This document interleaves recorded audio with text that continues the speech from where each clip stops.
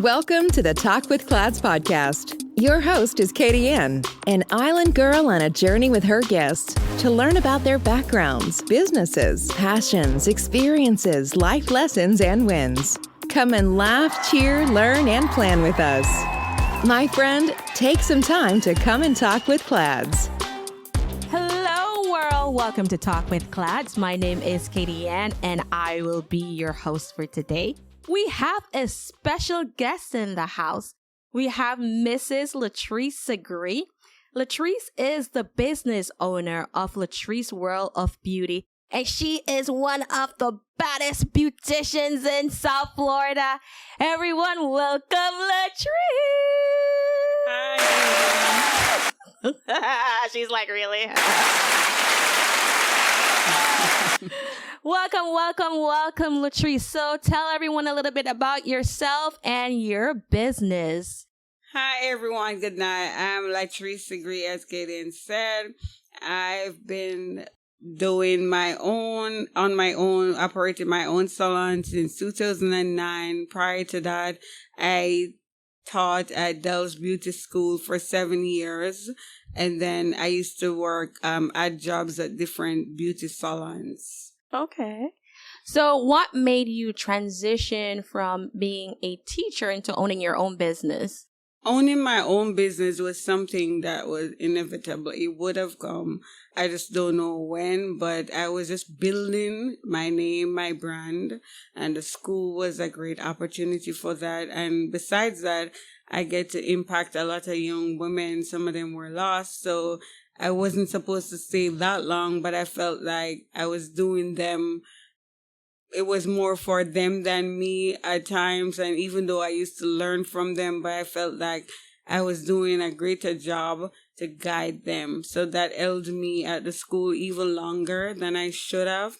But prior to me leaving fully, I was practicing my own at my veranda, wherever I was renting. So I was still doing a part of me and still being at the school.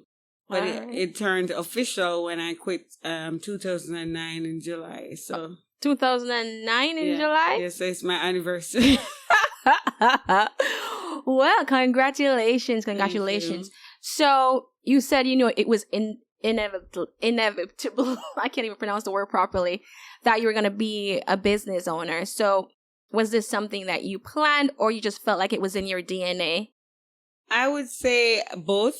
For sure, I knew that I would operate my own, but I knew the time had to be right. And as I always tell you, I am a very low risk taker when it comes on to money. So I wanted to be safe. That was part of my reason to not go as quickly as I should to, because I wanted to be safe. Because like I always said, I don't really have people to fall back on. So I wanted, but the time it will never be a perfect time to go on your own. I had to just step out and leap of faith to do it. But I knew that it was something that I had to do. But I wanted to create the almost perfect situation, but that never happened, but it worked out. Okay. So how did you hone your skill as a beautician? Or did I own how do you perfect your craft? For me, I want things to always look natural. And I always tell my student, whenever you do a work, because my student, I used to teach at a beauty school, so it was in the same field. So it had to be something that I would be comfortable wearing. I always inspect my work, and that's why I teach my students. So if I'm telling them that that's something that I practice, if I'm doing somebody here and I look and I say, no, I wouldn't be happy with this, I'm going to do something else to it. And that's how I perfect. And my work, people know my work because I'm always making sure that this is something that I could see on the road and say, yeah, this is good. Yeah, this is your I don't want it to be like, if I see it, I say, oh, why them never do this or why them never do that? So that's what I do. I judge my own work. Okay. I mark myself hard too. Okay. Well, that's good because you know that the quality of your work is always going to be a representation of yourself. So how many hours did it take going into your own business as a business owner? I can't even sum it up because sometimes when I started out, like I said, I used to, while I was still at the school, I was still operating at home on my veranda where at the time I was renting. So it would be like I leave work, somebody call me, sometime no work when you're starting out. So when you start to get into it, it's countless hours. Like sometimes it can be from 20 hours a day sometimes. Right. When it's busy, when you do get a busy time, sometimes, some days it may be just 4 hours. But when you get into the swing of things, it gets crazy. And as an entrepreneur, especially in my field, we don't really check the hours because it gets crazy. Yeah. You know what I mean? So how did you stay motivated? My greatest motivation was my son. And secondly, I knew what it felt to do without a lot of time, and I never ever wanted to be in that place ever again. So part of my motivation is to always work to secure myself financially, so I'll never find myself in a situation where a man have to choose me and not me choosing who I want to be with just because of money, or to go to my bed without, as I would when I was much younger. So that's what motivates me, to always have my own, to secure financial security. Okay. I mean, that's good motivation. That's a good motivation, right? Mm-hmm. So how would you, because a lot of times you have people that they go into that field and it's not a long lasting, right? So how do you stay current with all the different trends of what's going on? And how do you put that or relate that to your customers? For me, this field is my passion. Doing this, everything beauty. I do hair, nails, makeup, everything beauty. It's my passion. And when you're passionate about something, nobody has to tell you to stay current. You just stay current because you're passionate about it. So that's what keeps me going and keeps me current, because I'm passionate. I don't ever want to be hairdresser, say fall off. Oh yeah.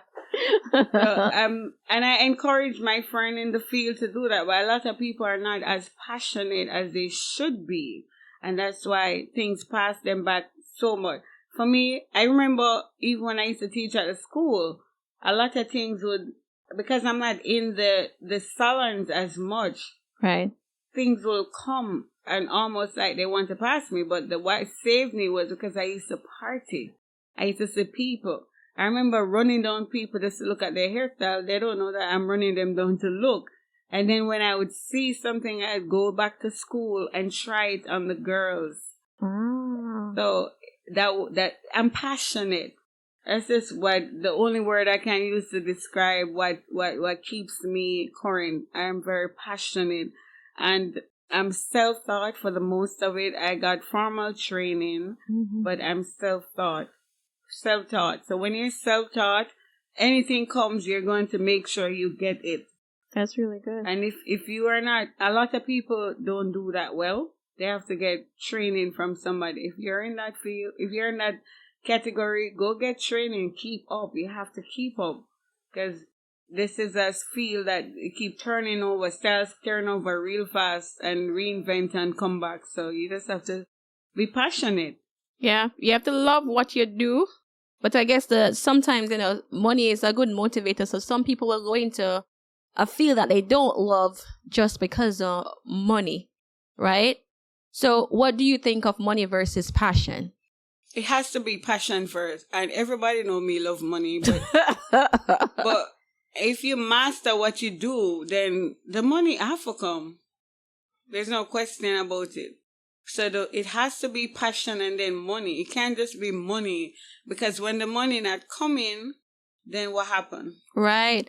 And I heard you say the passion and the money will come.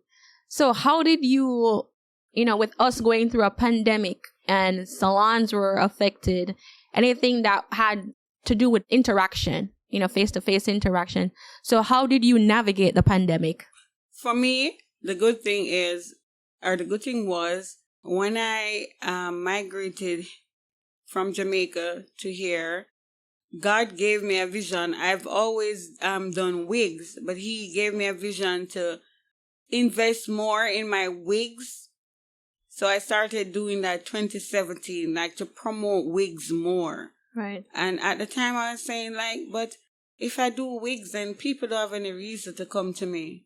But God was preparing me for something, because I started doing the wigs and I was able to reach people in all the way to in Kuwait, Canada, England, because I have a client base all over, and with the wigs, I have people that I've never met a day in my life. So I started doing that. So when the pandemic started, I started to do videos to remind people of what I have, that they don't have to come to me still, because everybody was, down, depressed. So I had to remind them. So I used to do wig and makeup live video. Every now and again I'll do that live on Facebook. Where did you do? You did it on share it. Facebook? Okay. Yeah. So I would do the wig. I would do the makeup first, and then I put the wigs and show them how simple it is to just literally put the wig on. So you don't need to come to me to look like you're coming out of a salon. So when I reminded them of that, and I didn't have. There were so many days that I couldn't do a live because I was so busy during the pandemic making wigs. So I was, thank God for the post office. I was in and out of the post office literally every single day during the pandemic. So basically you push one line of business more. Yeah, I had to. There was no space for interaction. I rarely saw anybody. So the wigs were what saved me. And at first I was like, oh, but if I do the wigs and people don't want to come, they don't need to come. But the wigs was what saved me during the pandemic. Well, that's good, because you're able to adapt to your environment. Mm-hmm. So sometimes, fear kind of paralyzes us so that we can't move forward. So what is your greatest fear about your business, and how do you manage that fear? It's funny. One of my greatest fear is me becoming an old hairstylist, and people don't, and people say, "How many want an older man do my ear?" I'm 41 this year, so I'm like, 41, I look right. Talk up, Latrice. Yes. I'm like, how many years do I have left in it? But I don't worry about it too much. But if I was to have a fear, it would be that, because you think that people think that when you get old, you don't keep up, you don't know what's popping. So I don't want to be I'm fearful that I'll become this old woman hairdresser that people don't want to come to. So I'm thinking my backup plan is to go back into teaching. I still do advanced classes. Even when I went on my own, I was still doing advanced classes at my shops. Wherever I would be, I still do advanced classes. I just didn't do beginners because I didn't have the space and the frame of mind, and I wanted people. Back then when I used to teach, a lot of people would just come because probably somebody run them out of the house. So they had no passion. Yeah. And you had to deal with that. I don't have the patience to deal with that anymore. So that's why the person have to be over that hump and come to me just to do styling, advanced stuff, because I didn't want to do the babysitting anymore. Well, speaking about babysitting, because I feel like at sometimes you're like a therapist with someone in your chair. Like, how do you stay? Because I feel like a lot of times when I come and I'm sitting in your chair, you're so motivating. Where do you get that from? Because I'm like, do you do it to everyone? Like you have that ability to let everyone feel special. I don't know how to explain that one. I think that one may be from God, because I don't know. I don't plan it, but a lot of people would say this to me and I feel honored. Yeah. I don't take it for granted. But I'm from, like, I don't know, a lot of people, I don't know, I tell my story so many times that sometimes people probably overlook a lot of things that I've said. But my story is deep, and I come from a low place. And so I had to motivate myself. And in doing so, I've learned to look at the brighter side, and I encourage people to do the same. That they too can look at the brighter side, because look for where I'm coming from, Right. So our listeners don't know your story. So if you don't mind sharing, tell our listeners about your story. or a synopsis? I not too probably deep. could do that because, like, I don't want to offend anyone, you know, because that's why I haven't got into writing a book, because a lot of people are going to be offended with your truth. Yeah. Because I'm a very blunt, open person, and a lot of people not ready for that. But long and short of it is that I partially grew up with my grandmother, partially with my mother, partially with my aunt, and it was rough. I remember days when my mother, part of it is that she started having children very young. I won't say what age she was. I'm sure she'd probably be offended if I do, when she had me. But it was rough for her, and she had to get help from my father's side, even though he didn't play a role. His sister stepped up and helped. Everybody have their struggles, but my grandmother stood by me, even though she never had it.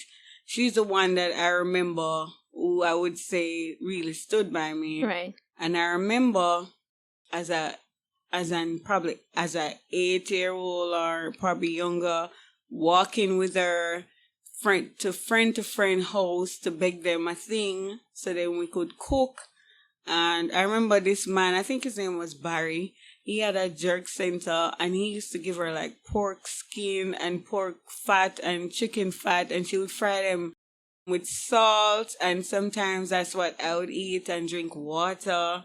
And I remember she would pick up stuff from the back of the yard, because my aunt had bought a house through NHT because she was a police officer for her, but she had her own family, so she couldn't do everything. Right. And my grandmother didn't want to pressure her daughter. She only had one daughter and one son, which was my father.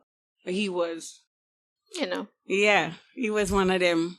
So I remember she used to pull stuff from the back of the yard to say spinach and cut them up and cook them. And sometimes that's what we eat. I'm not going to say every day was hard.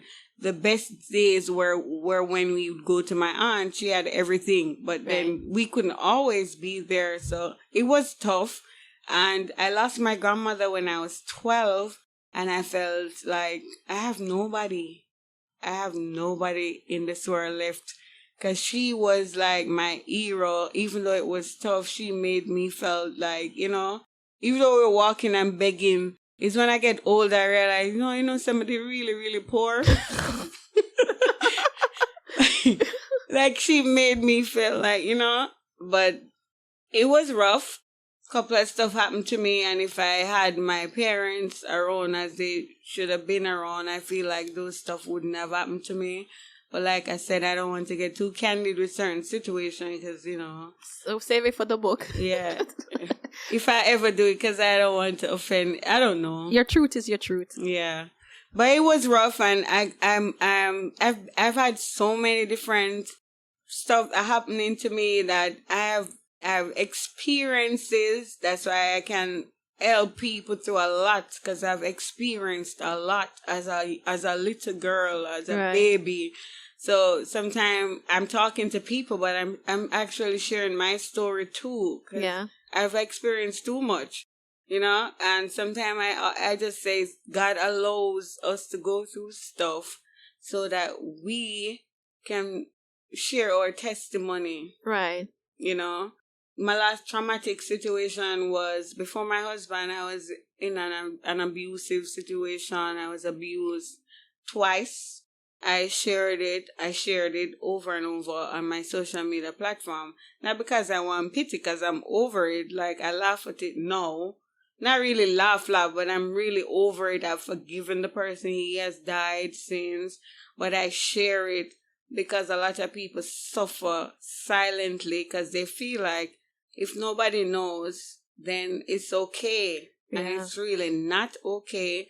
So I'm showing them that I'm not saying you should put it out there, because we all have different journeys. Right. It may not be your journey to be out, but I think God is using me to inspire other people and to show them that it'll be okay. Yeah. Because like when that happened to me, I felt like I lost my best friend, because he was my best friend.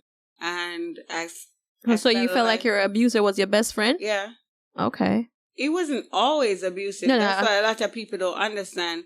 Most of these abusers are nice people, and they really get you. And so that is why it's not as easy to break up with them. So a lot of people will stay on the outside and say, why you don't leave him? And this, you know what I mean? But they don't realize that this person go down on them knee and clean your house.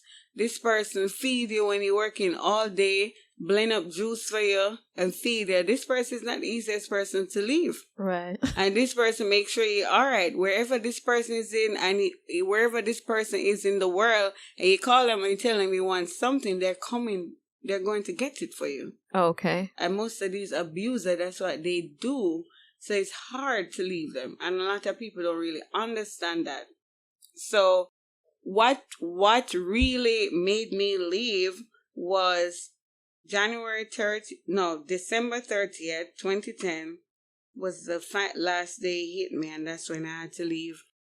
Because he had done it before, I went and grabbed my son, thinking that he would have backed off. Right. Given that I had my son in my hand. Right. And he still proceeded to hit me in my eye like he was trying to pluck my eyes out. Yeah, but this was not your son's dad. Let's just No, make that it's clear. not. Yeah. My son dad has never been abusive to me. Never. Yeah. Never. Never physically abusive to me. Yeah. Let's just leave it at that. Yeah. So I had to leave because it would mean that am I choosing this man or I'm choosing my son? Because I need my son to know that this is not okay. Had it not been in front of my son, I cannot promise that I would have left. Oh, so your son was your aha moment. Yeah. Okay. It's like, because my son is going to think that this is okay. And children live what they learn. Exactly. So I wasn't ready. I had times when I missed him. Yeah. But my son, I couldn't bring that man around my son because my son was so hurt. He was 9 at the time and he's saying that, I just want to be 14. I just want to be 5 more years if I ever see him. And, he was really hurt. He wanted to defend me. And he, I think, developed some PTSD. He always feel like he's my protector. And I didn't want him to feel like that. So I kind of took responsibility for that somewhat. So I had that dealing with, but that happened 2010, 2012. I got saved and I met my husband in 2014. And in between that, I felt like I was done. Before I got baptized, I felt like I was done with men. Not that I would go the other way, but I just felt like I was over because where else can I go from there? I felt like this man was my best friend. He was the perfect man. So what else is there? I felt like there was nothing else. And this is what I want other people to understand, that even if you felt like that, there's hope. And my Chris is hope. Yes. My area. Yeah, he's hope. Because I was like, I'm done. But yeah, my experiences helped me to, show people a brighter side. Okay. And even while I was going through that and I always feel like I was done with men, I always knew that there were good men there because I have a best friend who is a male, who is an awesome guy. So I've always known that good men, but I feel like I was done. And so you're navigating this in your personal life. How do you balance what was going on then in your personal life while having your own business? Let me tell you something. Like I said, we go back to passion. The first time this man hit me was in October. It was Era's Day. And I was working and I went around to the back and I said something slick and he hit me. And I had a client. At work? Yeah, my eyes were all bloody and everything. And I had to go back and finish my work. I'm very passionate about my work. And like I said, passion and then my money. You wanted to get paid after you got hit? What would I do? Yeah, I already got hit. I might as well get paid. So how was your client? I can't be broke and hurt at the same time. She couldn't say, she was shocked. Yeah. It's like, what? She never said nothing. Yeah, well, I mean, I'm sure that was uncomfortable. Like, what do you do? But let's also put this into perspective too. And by no means are we saying that domestic violence is okay. But a lot of times we're from the Caribbean island, so it's not uncommon at times to see. No, but I think the client was more so shocked that it's happening to me because people see me as a strong individual. Right. And they don't think that I'm the type of person to settle. So this thing can happen to anybody. Right. You know? So that's what I think shock a lot of people, because I'm not the type, they don't see me as the type of person to settle for this or to allow this. You know what I mean? But I fell for it, you know. Yeah. And it was the first time I was experiencing anything like this. But it happens. Right. To the best of us, and we can rise above it like I did. You don't have to stay there. Yeah. It's a choice, like I was just saying to you. In our pre-conversation. Yeah, it's a choice. When he did it October, and when I said abusive, it wasn't like an extensive years of abuse. Right. It was October, and then it happened December. Because at October, like my lock shop. Right. So he was frustrated. You hit me October, but then I should still be intimate. And I'm not built like that. Right. Probably if I wasn't making my own money. So there's a lot of aspect to this abuse situation. I was able to make my own money, so I didn't feel like I should open shop when you say I want to heal, and he wasn't allowing me to heal, and that's why December happened, because it was a built up of frustration, not making excuses for him, but shop was locked. Right. After that, so I wanted to heal, but when he did it the first time, my son wasn't there, and he called him and said he wants to know, because he was calling me all the time and I wasn't answering. So my son called him and said, I want to know if you really want to be back, or you want, because I'm not used to carrying a lot of different men around my son. So whoever I carry around him, it has to be serious. So Davin liked him. So he's the one that wanted to see if it could work. And I was open up because my son was okay with that. I wanted it too, but I was willing. But Davin didn't know about him putting his hands on you. He knew. He saw it. The first time? He wasn't there when it happened, but my eyes weren't healed. So he saw me. And so I told him what happened. Okay. Latrice Resources and Consulting values its customers. Our planner Footsteps to My Vision is a 13-month planner that can be used for 5 years. It walks you through SMART goals, SWOT analysis, action planning, and holds you accountable through 3 monthly check-ins. We work only with top quality materials, innovative designs, and verified suppliers, which are guaranteed to deliver to our high expectations, because when it comes to our customer satisfaction, there's no room for compromise. Made with high-quality PU leather and paper planner helps you focus on achieving your goals by giving you a sense of personal and professional satisfaction. Some of the amazing features of this product: Vision Board Planner, luxury pen, 8GB USB flash drive, wireless mouse, ultra-elegant packaging box, available in 5 stunning colors: black, red, gold, pink, navy blue. Material: PU leather. 13-month planner. Elastic band for easy handling. Our Footsteps to My Vision is available at Amazon, Facebook, Instagram, our website, and at Walmart.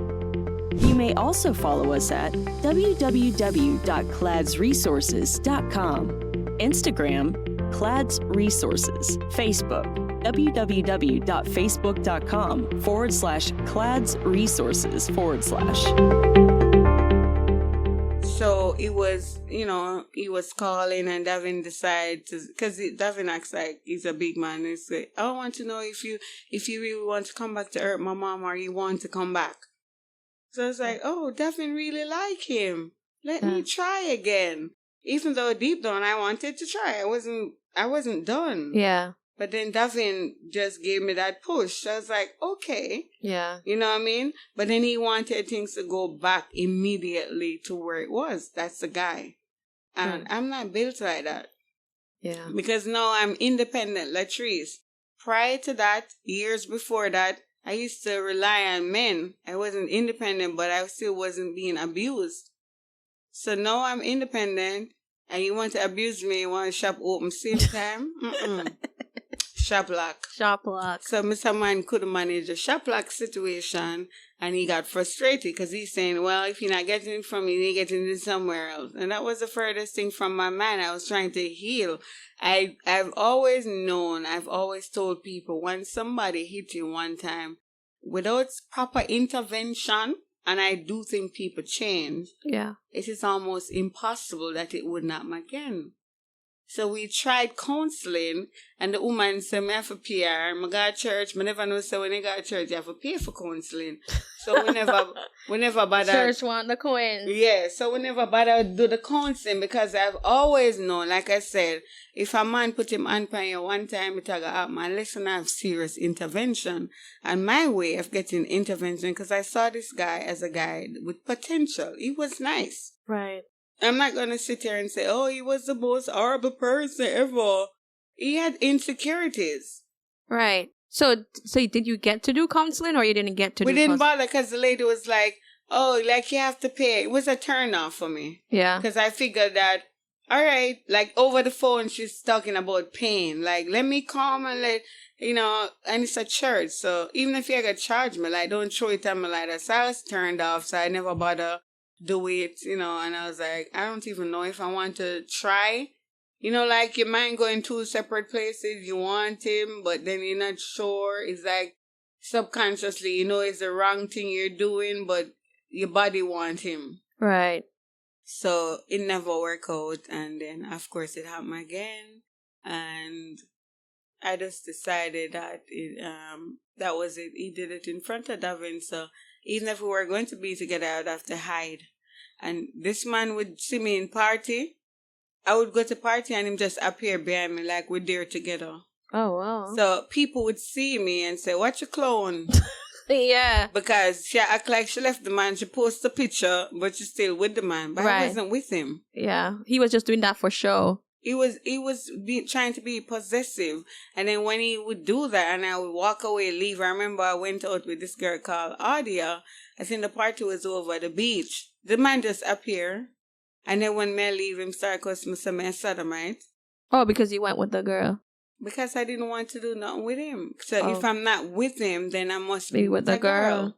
Yeah. So he's always doing that to me. And, sometimes I would break down because I'm like, I guess I'm not as strong as people think. Because, like, every time I'd go out, I would have this encounter with him. Right.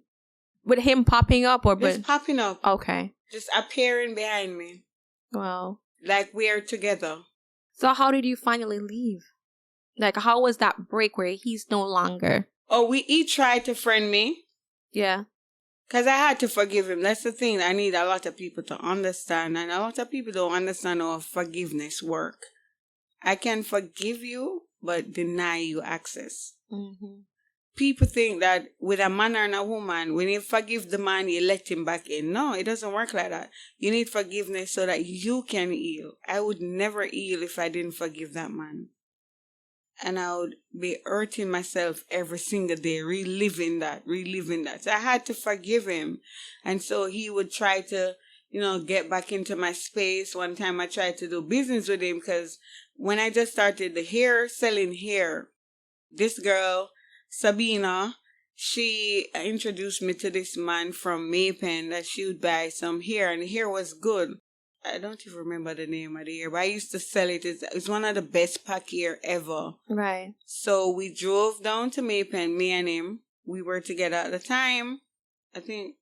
Yeah.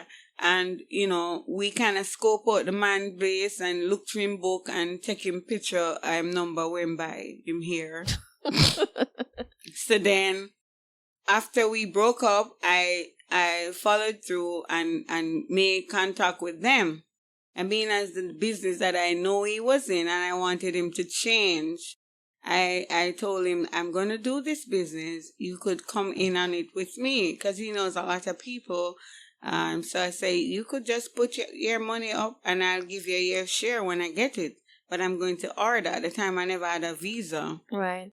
So he never had the money, so I bought it, and then afterwards he put the money in my account. His mother worked at the wharf, so we put it in her name, thinking that we'd get a good price.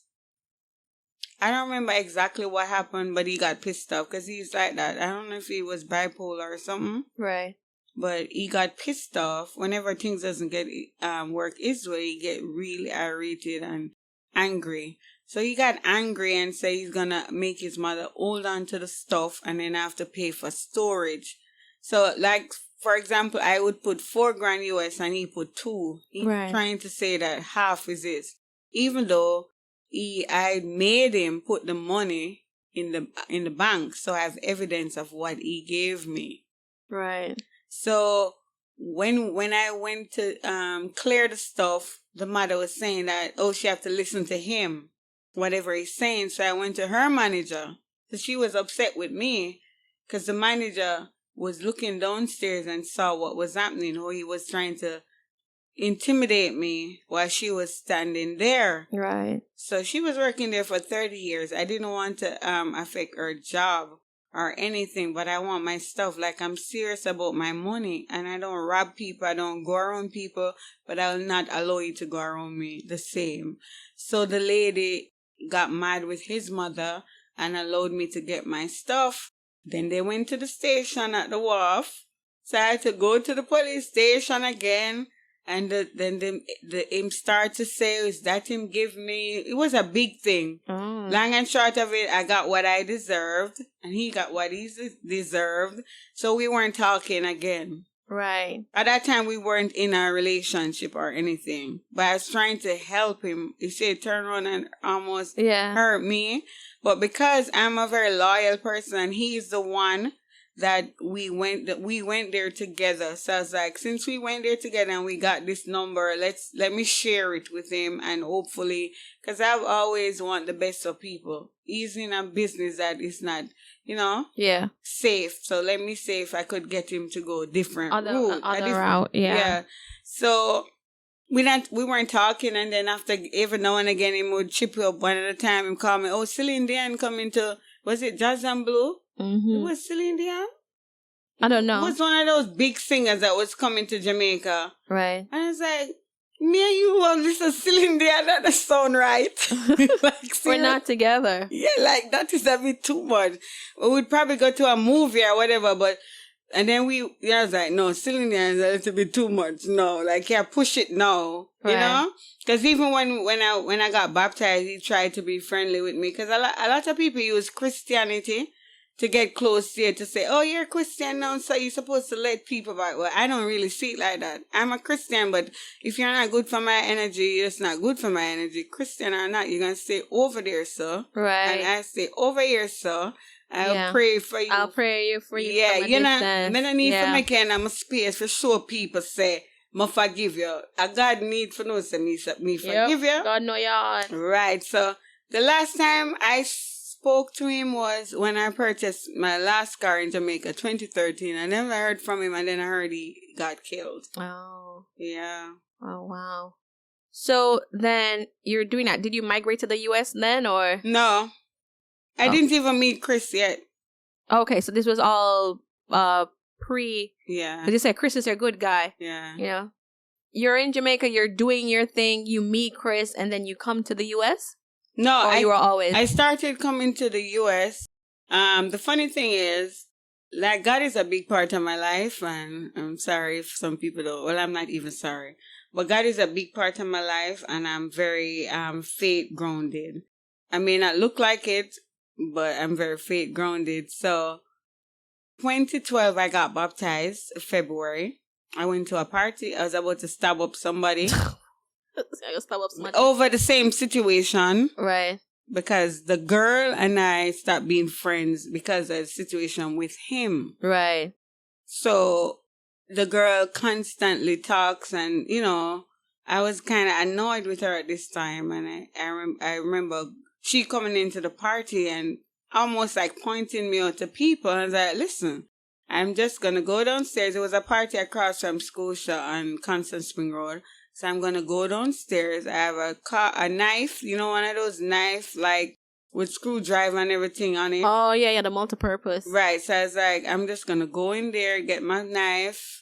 I'm just going to run on her and attack her because she's a thicker girl than me. So I say, if me just attack her first, she's not going to get a chance. She's not going to get a chance because I just stab her up.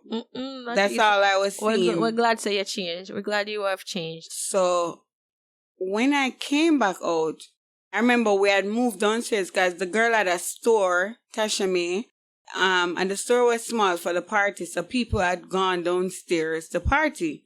So that's when I say it's a perfect opportunity to just run on Panard and run in my car and leave. But then the police came and then everybody left the scene. So now it's harder. So then Gary Sherlock was having a red and white party on the boat dock. So I drove down. Gary, I hear your name, Gary. Whoa! I drove from Constant Spring Road like a madman to the boat dock, and I saw the same Yannick, the girl, my friend that comes around. Yes. I saw her and her friend Shauna. They were there. I'm call her Chucky.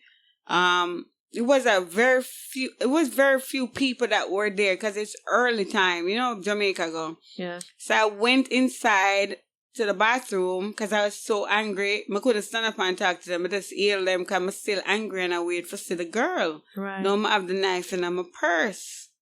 Because I figure she gonna come because she and Gary are friend. Right. And then I looked in the mirror and then the Lord started talking to me and said, you need to give this place up. I mean, in my head, I'm not going to tell a lie and some here one big loud voice.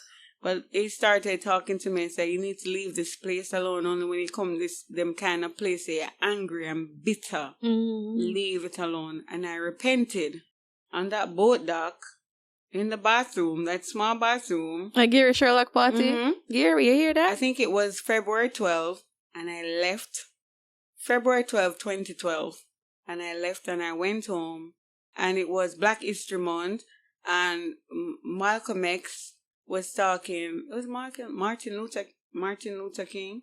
And he was saying that if he should die, he's good. His soul is at rest. I don't remember his exact speech. But it was on.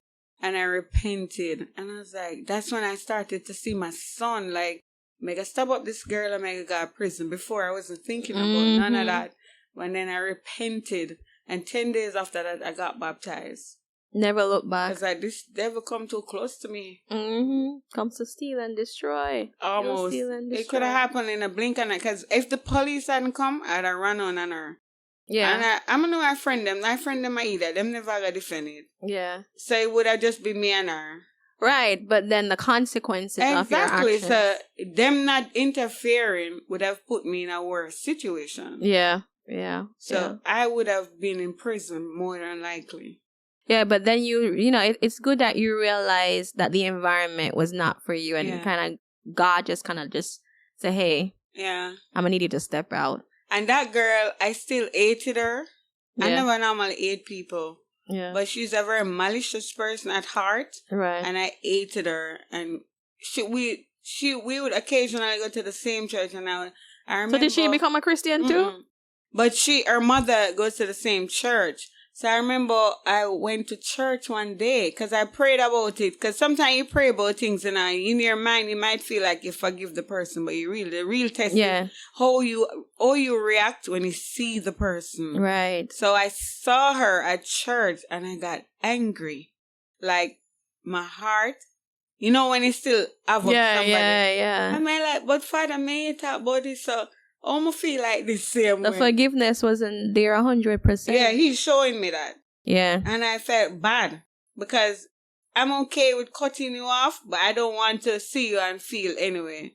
Right. So I worked on that, and God is so intentional.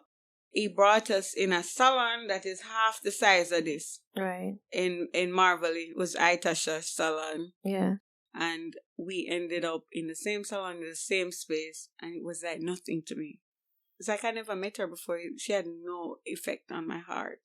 And I remember it was before that I felt like I let her go, and I messaged her and I said, I let you go now. I hope you let me go too.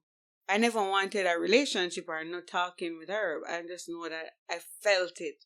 Right. And God tested me and put me in the same space with her again. Smaller space this time. It was like nothing. Okay. So how do you think now, being a Christian, how does spirituality plays a part in you being a business owner now? The faith part of it helps, because when things look bleaky, the Lord promised to always take care of his own. Right. So that's what takes me through. So even though the pandemic was coming, I was scared.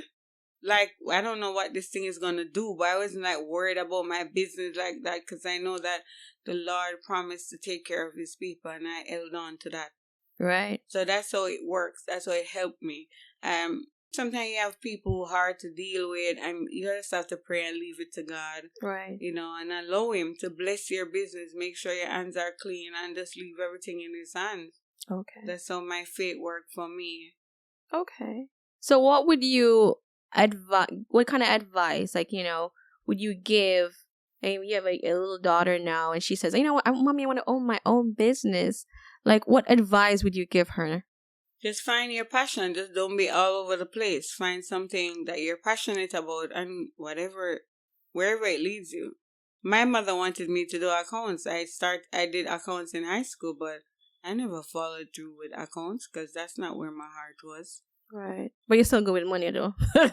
It helped me, and it helped me with, because I did marketing and POB and stuff, so it really helped. So thank God to Mommy for, because Mommy was a hairdresser, so I guess back then hairdressing was looked upon like, oh, you failed academically, so you just choose to do hair. Yeah, I think sometimes, I think now it's a little bit different. Where it is. It's academics is not the way. And a lot of times, people who have academics are sometimes not as successful as those who have the technical and the skill sets to push them forward. A lot of the millionaires, billionaires, they didn't finish high school or they didn't finish college. I think that what changed is that skilled people are demanding more. Yeah. Respect and money. Right. You can't just say, give me a thing. This is what my value. Right. You want to give me, or you go somewhere else. That's fully. But before, I think skilled people were like, just give me a thing. Like, no. Yeah. Like, I'm formally trained. Right. And I have experiences under my belt. So give me what I deserve, or go somewhere else. Right. So do you think it's like a generational thing now where that has changed that mindset, where the focus, education is good. So I shouldn't say that education is not good, but it's an alternative. Like, yes, you should know, but it's not the end all be all. I think more educated people are coming into skills.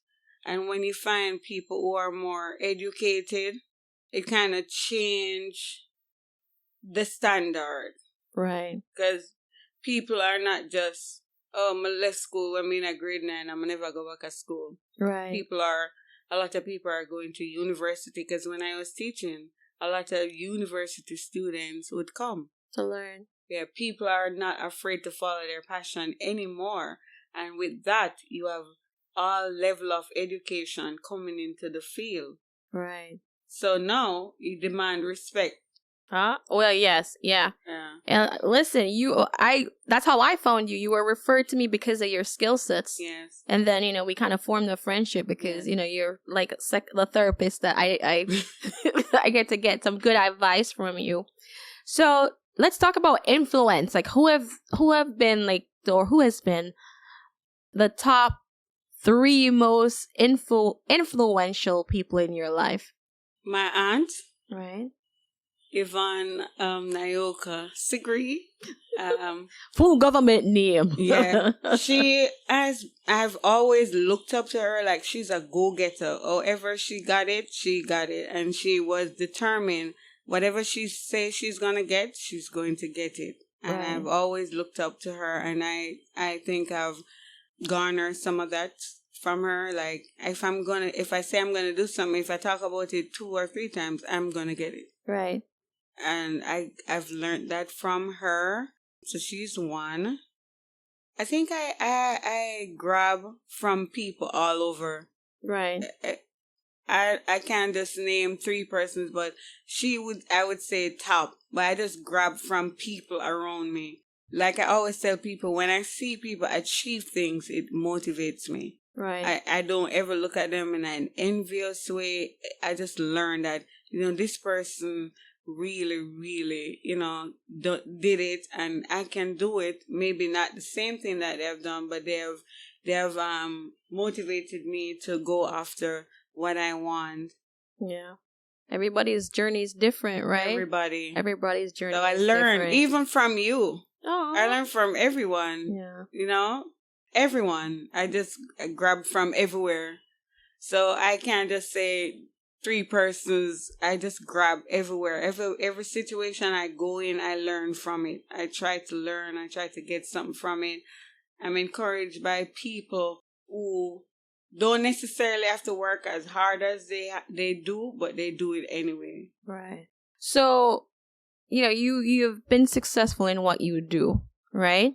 Going forward in the future, like what's your, because I'm footsteps to my vision. So there's a plan going forward. What would you say is your plan for the next 6 to 12 months for your business?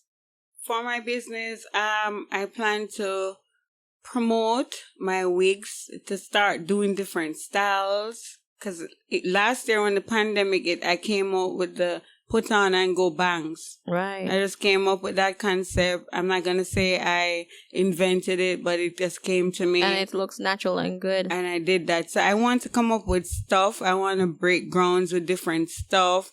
I want to get into investment, real estate investment. I want to do different stuff, but I still want to keep pushing my business as the forefront of what I do.